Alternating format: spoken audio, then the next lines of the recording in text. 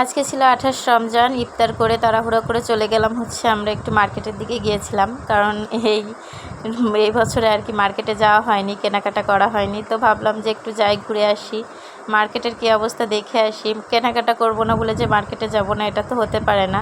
তো ভাবলাম যে বাচ্চার ওষুধ আনা লাগবে, তো ঘুরে আসি। তো 1000 টাকা হাতে নিয়ে গেছিলাম, তো সব টাকাই খরচ করে আসছি আল্লাহর রহমতে। এই যে একটা কর্নার র্যাক আনছি, বাবুর জন্য 2টো গেঞ্জি আনছি। আর হচ্ছে আমার ঘরে আগের বছরের একটা পিস ছিল, সিট ছিল, আমার জামা বানিয়ে বেঁচে গিয়েছিলো, অনেকখানিকটাই ছিল। তো ভাবলাম মেয়েকে এটা দিয়ে একটা গারারা বানাই দেবো। তো সেলারের কাপড়টা আনতে গিয়েছিলাম, আর একটু লেজ নিয়ে আসলাম। তো এই হচ্ছে আমাদের ঈদের মার্কেট ছিল এবারের। তো আজকে 28 রমজান শেষ তারাবি, যেহেতু 29টা রোজা হচ্ছে, তো তাড়াহুড়া করে যেয়ে চলে আসলাম যে নামাজটা পড়তে হবে। শেষ রমজান, পরবর্তী রমজান আল্লাহ কপালে লিখেছে কি না আসলে সেটা তো আমরা কেউই বলতে পারবো না। তো এই হচ্ছে আমার এবছরের ঈদের বাজার।